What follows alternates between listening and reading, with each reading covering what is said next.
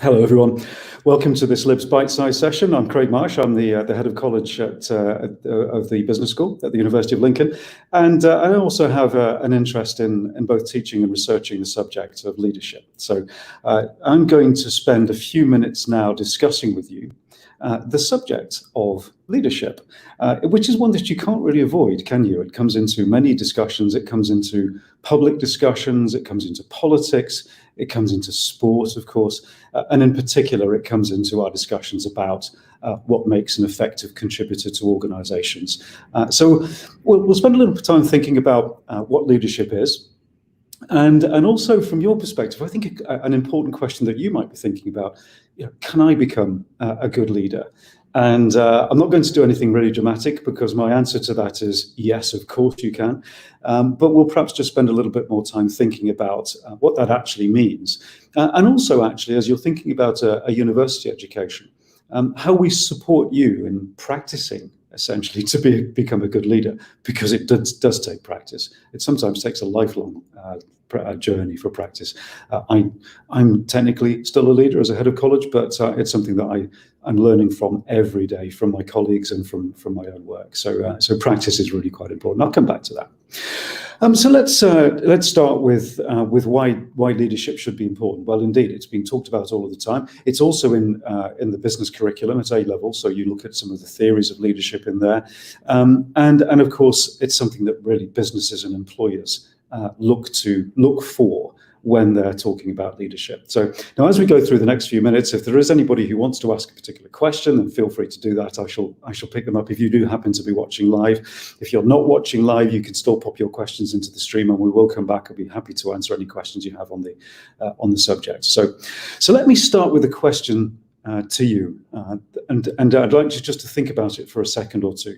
So what is leadership from your perspective? What is it? So go on, a couple of seconds to think about that.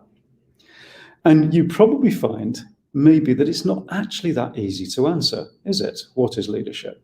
Now, one of the reasons for that is because it's being defined in so many different ways. And I'm certainly not going to go through all of the definitions of leadership in this few minutes.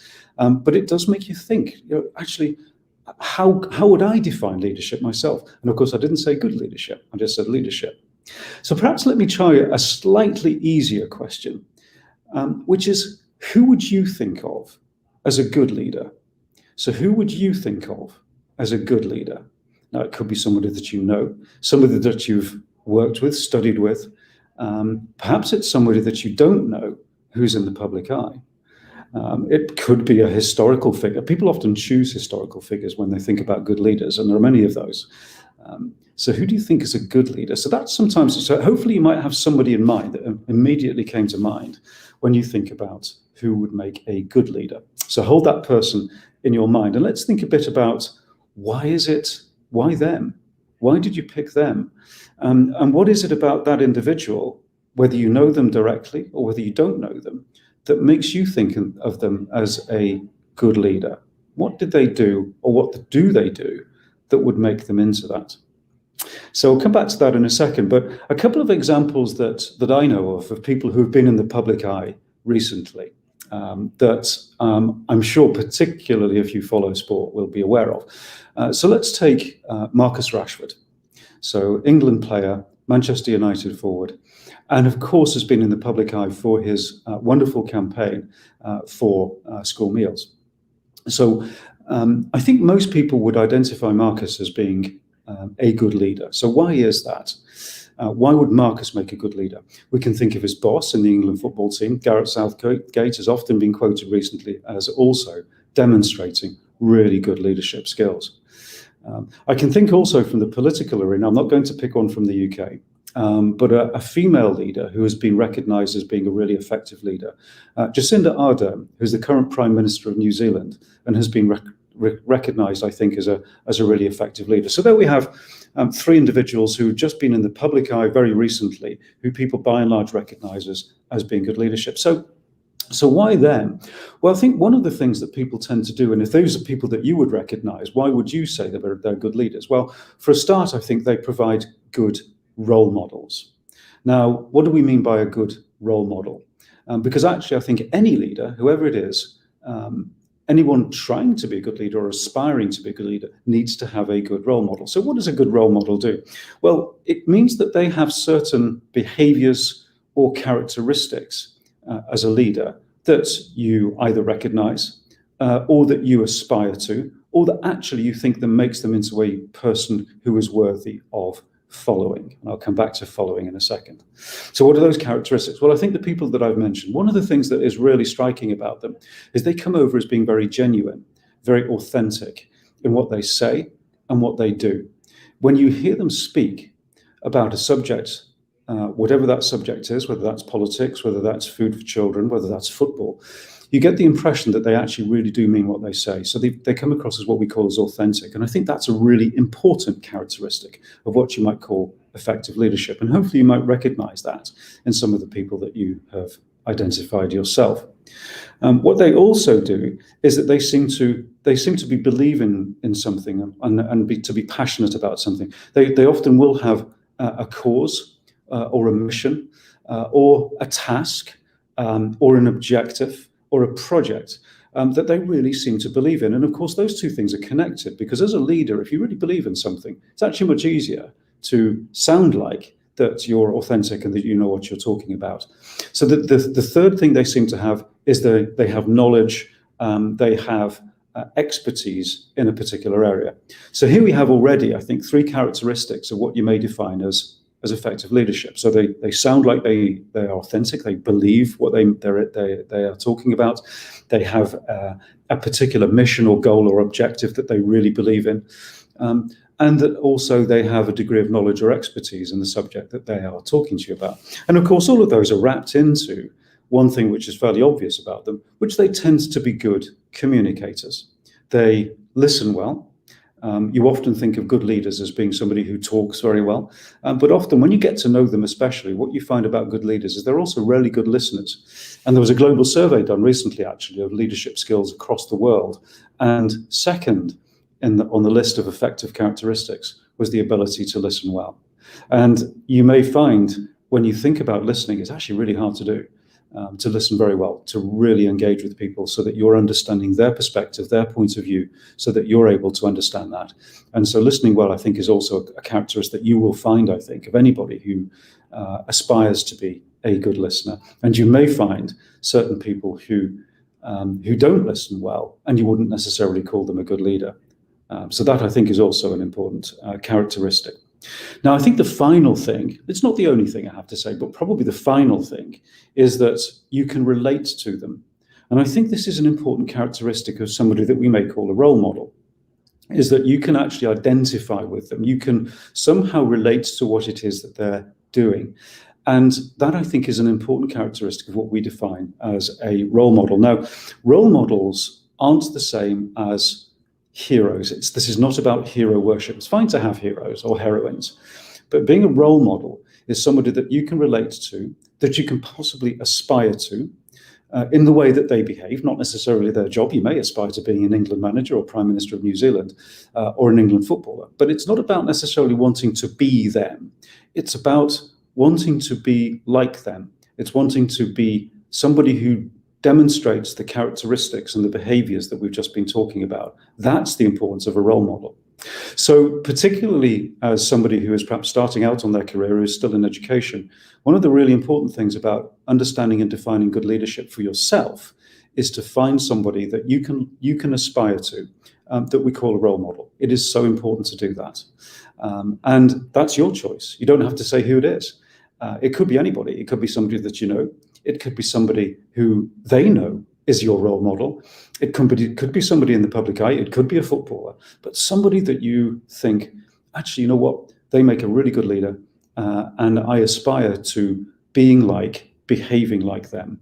And then you can start to think about what the sorts of things are, and I've mentioned some of them, but it's up to you to decide what the characteristics or behaviors or skills they have that means you can aspire to that person.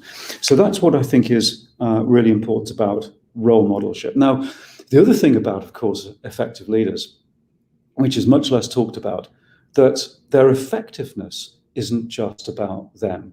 It's about the people who follow them.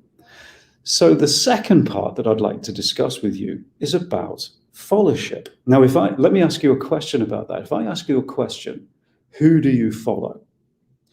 What immediately comes to mind when I ask that question? Who do you follow?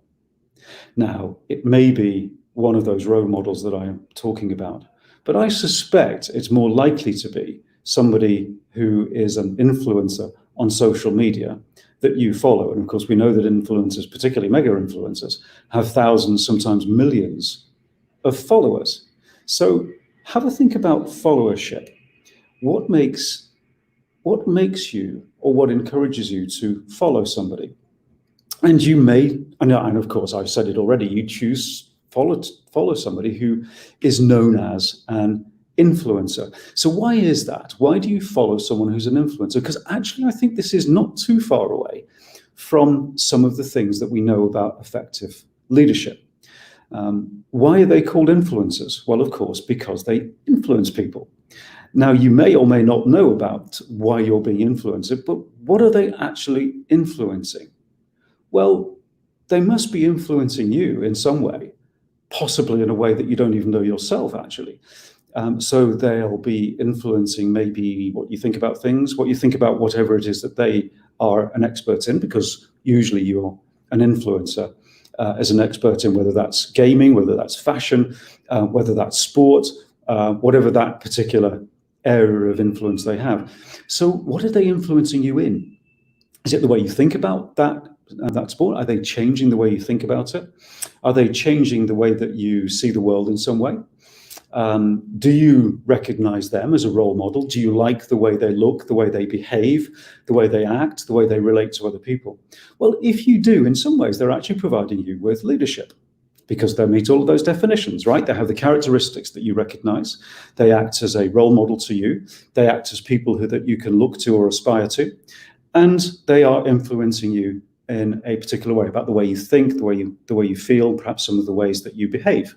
Well, actually, that's what leaders do. So there's not an awful lot of difference. But what's important about that is that leaders, like influencers, they can't do that unless they have followers.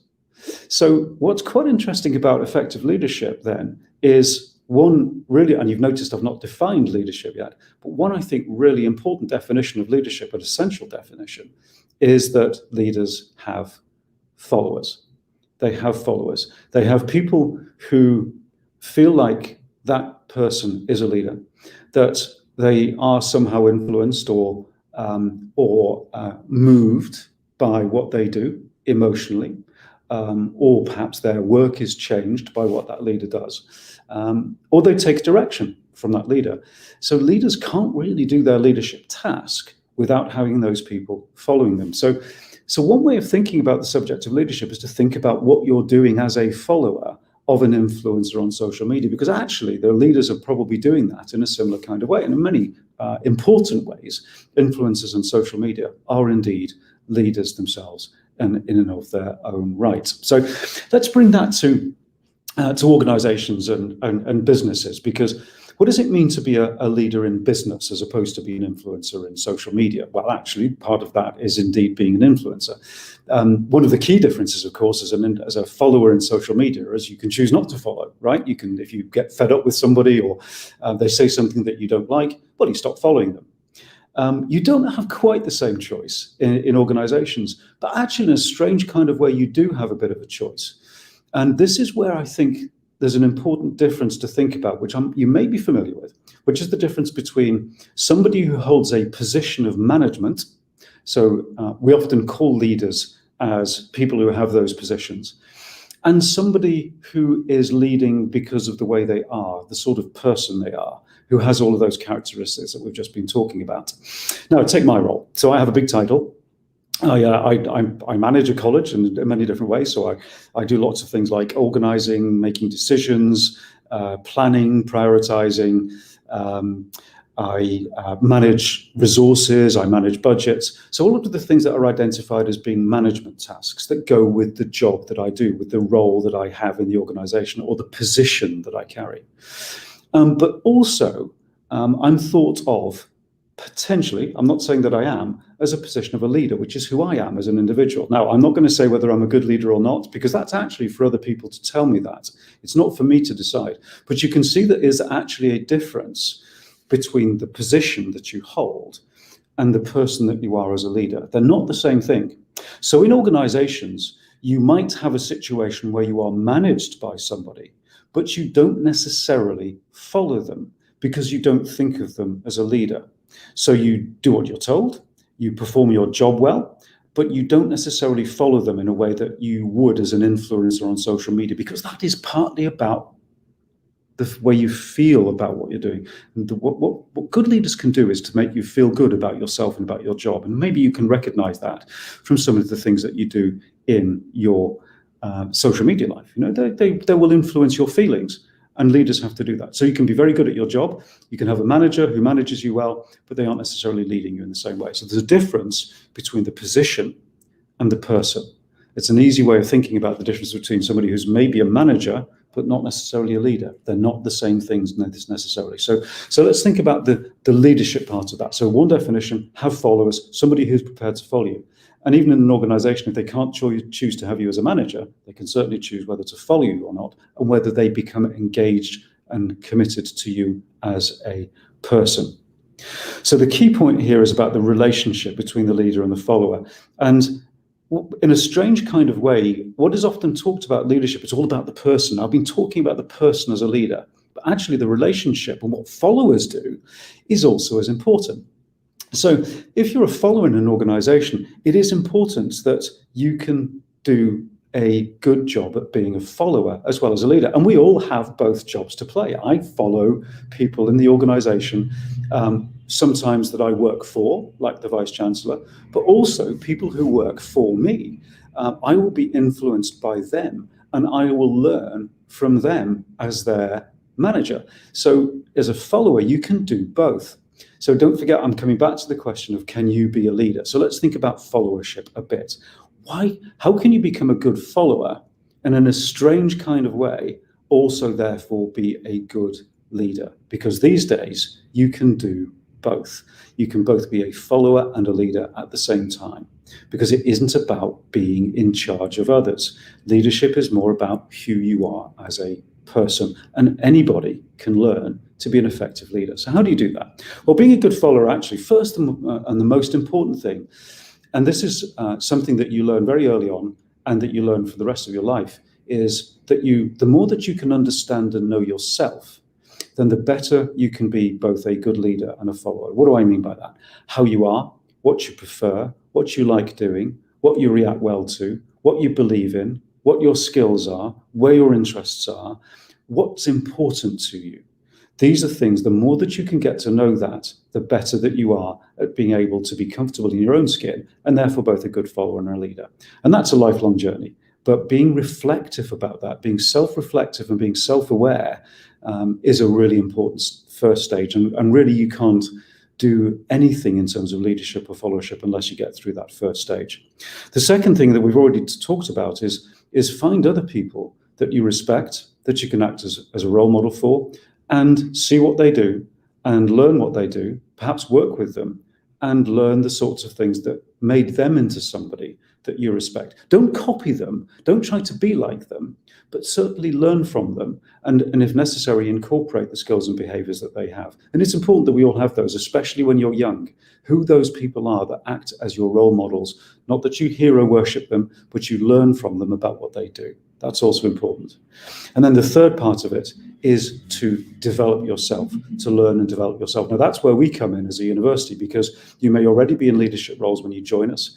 But one of the really important parts of a university education is to develop both your understanding of yourself, but also to practice being a leader. And we give you many opportunities to do that. You can lead inside a group. You can be a good group or team member and take a leadership role by supporting the other people in that team. That's being a good team member. It's also about practicing leadership.